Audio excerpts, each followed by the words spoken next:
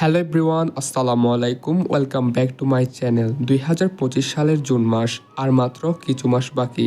আমরা আবার শুনতে পারবো বিটিএসের ৭ সদস্যের একসাথে গান গাওয়া, পারফর্ম করা, আর হয়তো দেখবো একটা দারুণ ওয়ার্ল্ড ট্যুর। সম্প্রতি ক্যাপপ প্রেমীদের জন্য নতুন উত্তেজনার সৃষ্টি হয়েছে, কারণ হাইভ এর সিও লি জং সং জানিয়েছেন বিটিএস এর কামব্যাক নিয়ে গুরুত্বপূর্ণ কিছু তথ্য। তিনি বলেছেন ২০২৫ সালের মাঝামাঝি সময়ের মধ্যেই বিটিএস এর সব সদস্যরা তাদের বাধ্যতামূলক মিলিটারি সার্ভিস শেষ করবেন। তখন আমরা আবার দেখতে পারবো আমাদের প্রিয় ৭ জন সদস্যকে একসাথে, RM, জিন, সুগা, জেহব, জিমিন, ভি আর জংকুক, যারা আবার একসাথে মিউজিকে ফিরবেন। তবে একটু ধৈর্য ধরতে হবে।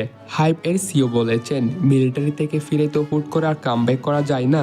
মিউজিক তৈরি করতে সময় লাগে এবং প্রস্তুতির দরকার হয়। আর বিটিএস এর মতো গ্রুপ যেহেতু গ্লোবালি অনেক বড়, তাই তারা কিছু সময় নিচ্ছে যেন সেরা কিছু দিয়ে ফিরতে পারে।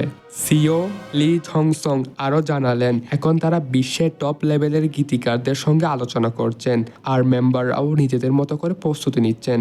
এটা শুধু গান রেকর্ডিং করা না, এটা হলো আত্মিক প্রস্তুতির একটি অংশ, যেখানে একজন শিল্পী আবার তার শিল্প নিয়ে ভাবতে পারেন, নিজেকে গুছিয়ে নিতে পারেন।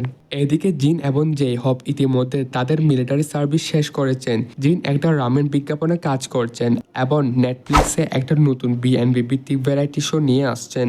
জেহব নিজের সোলো ট্যুরে ব্যস্ত, আর গুঞ্জন আছে যে জাংকুকও হয়তো তার নিজের একক ট্যুর ঘোষণা করবেন শীঘ্রই। আর সবচেয়ে বড় প্রশ্ন, বিটিএস ওয়ার্ল্ড ট্যুর কবে হবে? হাইভ সিও লি জং সান জানিয়েছেন, ট্যুরের ঘোষণা তখনই আসবে যখন মিউজিক পুরোপুরি তৈরি হয়ে যাবে, কারণ নতুন গানের সাথে নতুন সফর শুরু হবে। তারা এমনভাবে পরিকল্পনা করছেন যেন বিটিএস এর আর্টিস্টিক ভিশন ঠিকভাবে ফুটে ওঠে, কারণ বিটিএস শুধু গান করে না, তারা তাদের মিউজিকের মধ্যে সুন্দর বার্তা দেয়, ভালোবাসার, আত্ম অনুসন্ধানের আর শক্ত থাকার। এই মুহূর্তে বিটিএস আর্মিরা সারা বিশ্বে আশায় বুক বাঁধছে আরও একবার সেই ৭ জনকে একসাথে দেখতে, একই মঞ্চে একসাথে গান গাইতে। তাদের রিটার্নের গল্পটা যেন নতুন ইতিহাস গড়বে। তোমরা কি ভাবছো বিটিএস এর কামব্যাক নিয়ে? কোন মেম্বারের সোলো প্রজেক্ট নিয়ে তুমি সবচেয়ে বেশি এক্সাইটেড? কমেন্টে জানাও। আজকের ভিডিও এই পর্যন্ত। আশা করি ভিডিওটা ভালো লেগেছে। যদি ভালো লেগে থাকে তাহলে লাইক, কমেন্ট, শেয়ার এবং সাবস্ক্রাইব করতে ভুলিও না। পরবর্তী নতুন একটা ভিডিওতে দেখা হবে। ধন্যবাদ।